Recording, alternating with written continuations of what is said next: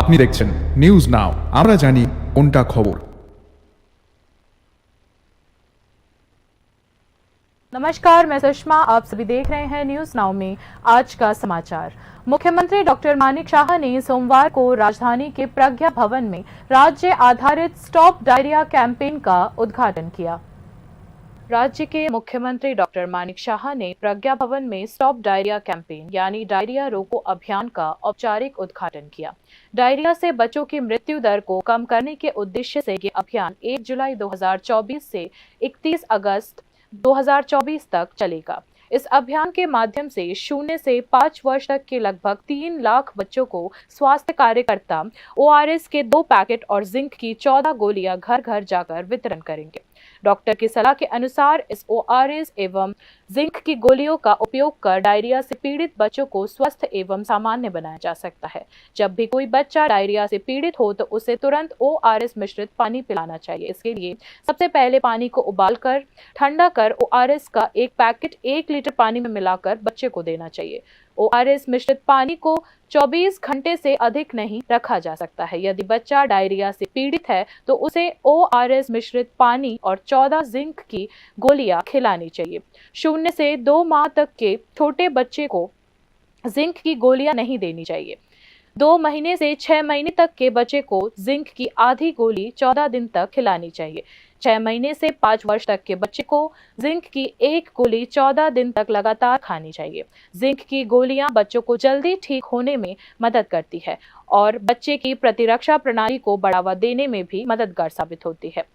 बच्चों और पूरे परिवार की अच्छी स्वच्छता प्रथाओं जैसे खाने से पहले और शौच के बाद अच्छी तरह से हाथ धोना, स्वच्छ पेयजल पीना और ORS और जिंक की गोलियों का उचित उपयोग करके बच्चों को दस्त यानी डायरिया से बचाया जा सकता है। এই সরকার ক্ষমতায় আসার পর রাজ্যে স্বাস্থ্য ক্ষেত্রে আমরা সবসময় যেটা প্রায়োরিটি সেক্টর আমরা বলি সেইভাবে আমরা চেষ্টা করছি হেলথ ফর অল সেই স্লোগান নিয়ে আমরা কাজ করছি এবং এখানে জটিল অস্ত্রোপচার এখন আমাদের ত্রিপুরাতেই সম্ভব হচ্ছে এবং যাতে স্বাস্থ্যকর্মীরাও সেই বিষয়ে সমস্ত জায়গায় পৌঁছে গেছেন এবং আশাকর্মীরাও নিরন্তর সেই প্রয়াস চালিয়ে গেছে। রাজ্যে স্বাস্থ্য পরিষেবার উন্নয়নের ফলে শিশু মৃত্যুর হারও অনেক কমেছে, যারা মাতৃ মৃত্যুর হারও অনেকাংশে কমেছে।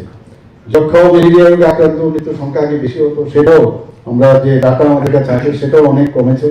आधिकारिक उद्घाटन के अवसर पर स्वास्थ्य निदेशक डॉक्टर संजीव देबबर्मा, राष्ट्रीय स्वास्थ्य मिशन के मिशन निदेशक राजीव दत्ता, राष्ट्रीय स्वास्थ्य मिशन के संयुक्त निदेशक विनय भूषण दास और अन्य अधिकारी उपस्थित थे।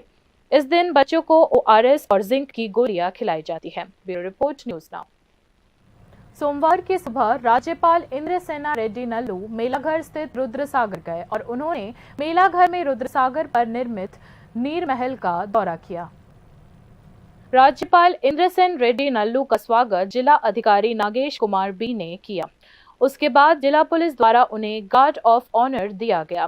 कुछ समय वहां बिताने के बाद उन्होंने मीडिया से मुलाकात की और अधिक पर्यटकों को कैसे आकृष्ट करे इस बारे में चर्चा की। उन्होंने कहा कि महल की सुंदरता को बचाने के लिए सरकार को जो भूमिका निभानी है इस बारे में वह विभाग के अधिकारियों से बात करेंगे।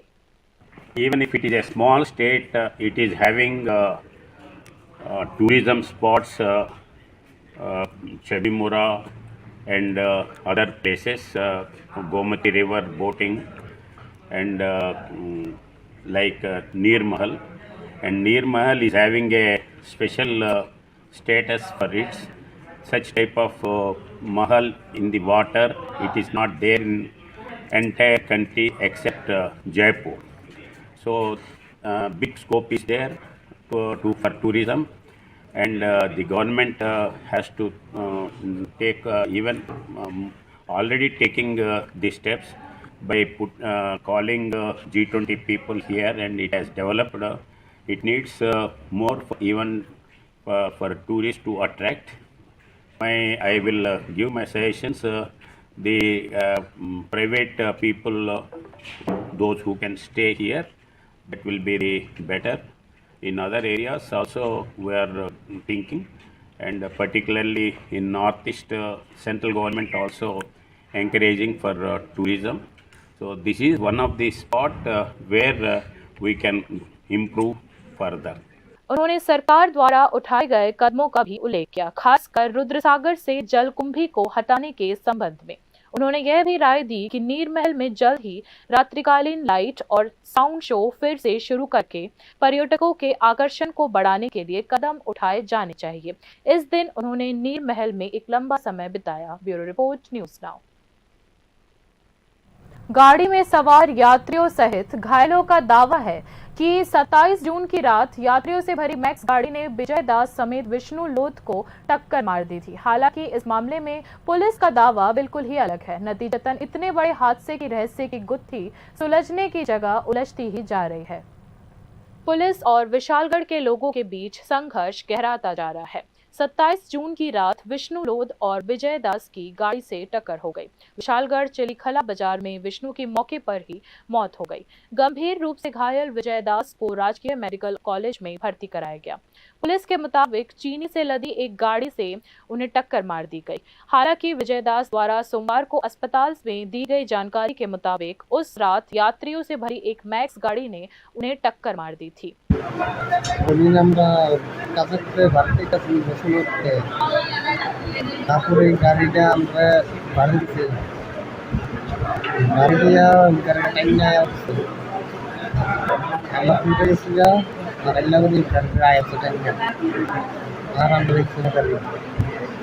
গাড়িটা কি গাড়ি আছিল চিনতেন পারছেন?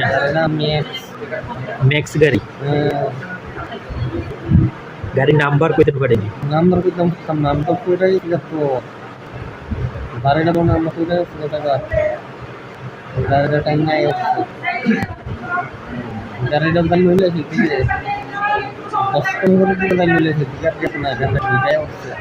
फिलहाल पुलिस कह रही है कि उस रात 2 गाड़ी की टक्कर में विष्णु लोध की मौत हो गई। अब देखते हैं कि ये घटना क्या रुख लेती है।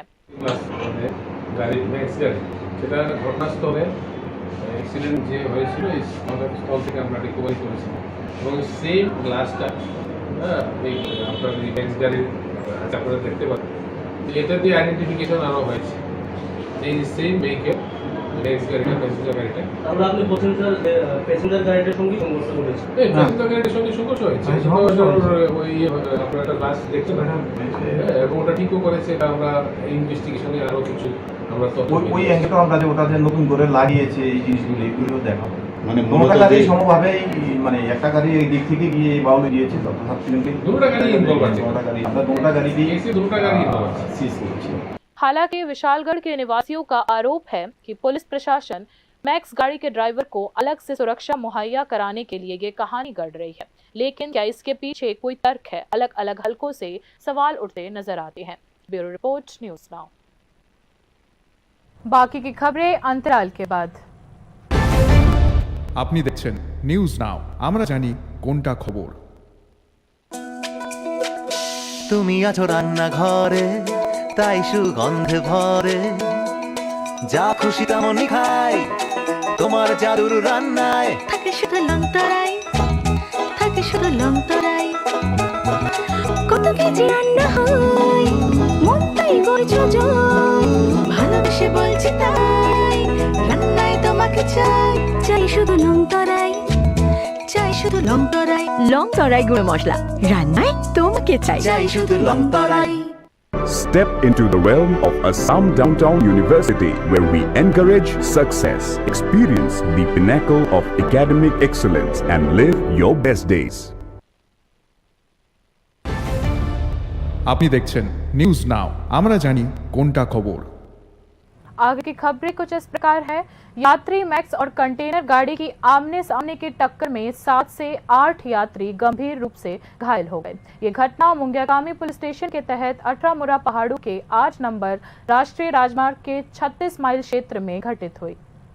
याद वो होता है कि एक मैक्स गाड़ी जब तेलियामुड़ा से अंबासा की ओर जा रही थी, तभी 36 माइल क्षेत्र में मोड़ लेते समय विपरीत दिशा से आ रहे एक कंटेनर गाड़ी से उसकी आमने सामने टक्कर हो गई। मैक्स गाड़ी का चालक और उसमें सवार लोग गंभीर रूप से घायल हो गए। सूचना मिलने के बाद तेलियामुड़ा अग्निशमन विभाग के कर्मचारी मौके पर पहुंचे। दुर्घटना के प्रत्यक्षदर्शी एक यात्री ने कहा, वहां से घायलों को बचाया गया और इलाज के लिए उप जिला अस्पताल ले जाया गया। তেলিয়ামুড়া থেকে আমরা আমবাসা যেতে আসলাম একটা ম্যাক্স গাড়িতে। তো মুঙ্গিয়াকামির আগে যে টার্নিংটা আছে ওই টার্নিংয়ের মধ্যে আমাদের গাড়িটা যাইতেছে, আর আমাদের ডাইন দিকে মানে লেফট সাইডে ওই সমস্ত ট্রাক গাড়িগুলো আইতেছে। তো এর মধ্যে দিয়ে একটা কন্টেনার গাড়ি সে এখানে লাইন ব্রেক করে আসে ওভারটেক করার লেগে সে একটু যায় পড়ছে। তো আইতে সময় তো আমাদের গাড়িটাও ব্রেক দিয়েছে এবং কন্টেনার গাড়িটা মানে পাশ দিয়ে বাড়িতে আসলো, কিন্তু ওই গাড়ির মাঝামাঝি জায়গায় গিয়েছিল আমরা গাড়িটা বাড়ি গেছে খাইছিল, আমরা গাড়িটা এখান থেকে সরে গেছে। তো ওইভাবে আমরা কতজন ইনজুরি আনুমানিক তো আমাদের সামনের সিটে এবং মিডিল সিটে মিলে 7-8 জনই সবাই ব্যথা হয়েছে এই জায়গার মধ্যে, এবং সামনে যারা আসতো তারা খুবই বেশি ব্যথা হয়েছে। আমি মিডিল সিটে আসলাম, আমার পা আটকে গেছে 2 সিটের মধ্যে, সিটের দরজার সামনে এই জায়গাতে আটকে গেছে, আমিও পায়ে প্রচণ্ড ব্যথা হয়েছি। তো মোটামুটি 7-8 জনের মধ্যেই না? তো ফায়ার সার্ভিস গেছিল নি? ফায়ার সার্ভিস গেছে, আমি ফোন করছিলাম তো ফায়ার সার্ভিস আসছে।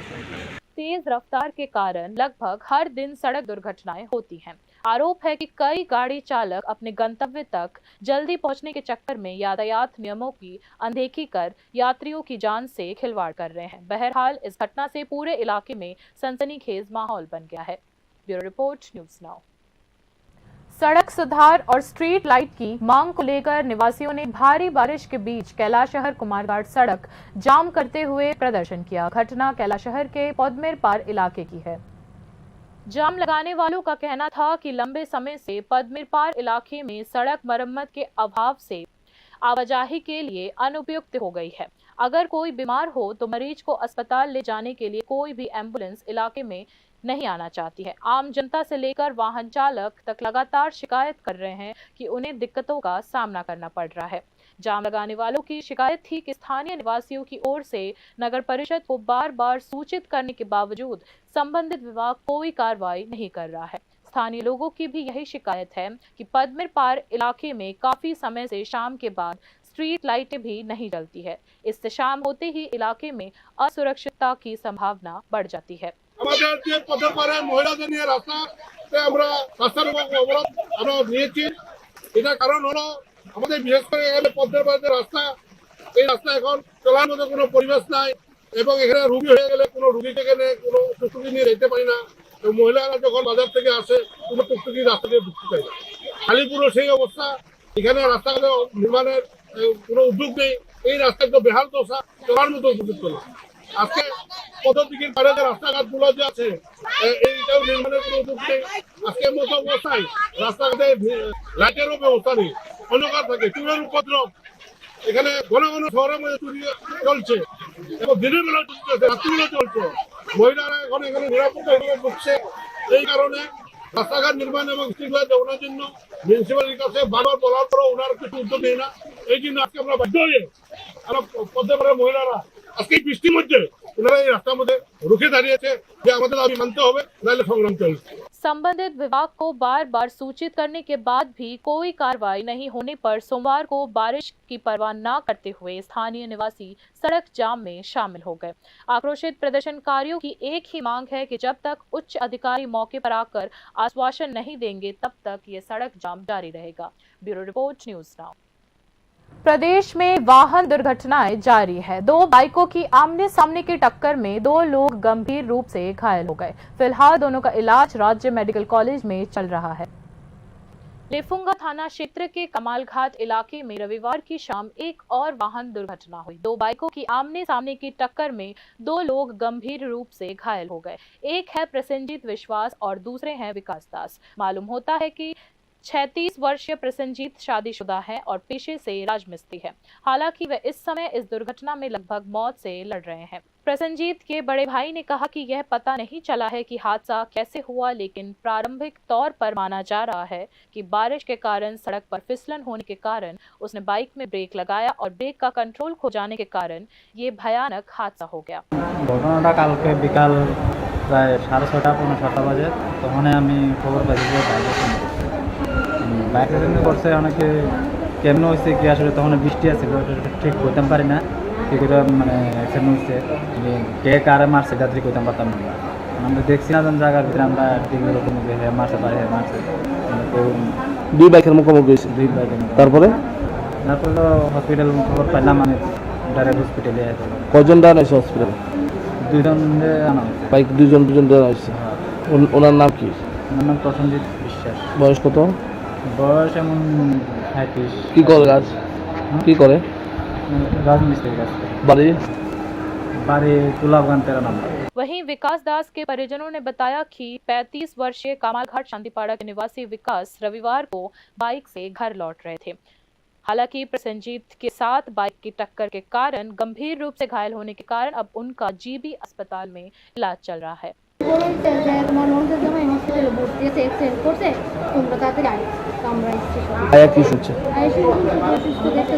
অ্যাক্সিডেন্টটা কিভাবে হয়েছে?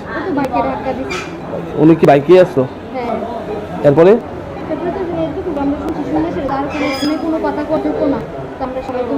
কি নাম? বয়স কত হইব? বাড়ি কামালঘাট। কোন জায়গাতে হয়েছে ঘটনাটা? যে বাড়ি দিছে ও কি বাইকে আসলো না গাড়ি আসলো? राज्य में एक के बाद एक वाहन दुर्घटनाएं हो रही है। आए दिन सड़क हादसों में काफी लोगों की जान चली जा रही है। हालांकि अधिकांश समय हम यातायात कानूनों को दोष देते हैं। समाज के जागरूक तबके में यह सवाल उठता है कि इस बरसात के मौसम में वाहन चालकों को क्या थोड़ा अधिक जागरूक होने की जरूरत नहीं है? Bureau report, news now. बाकी न्यूज अपडेट्स के लिए देखते रहिए न्यूज नाउ। शुभ रात्रि।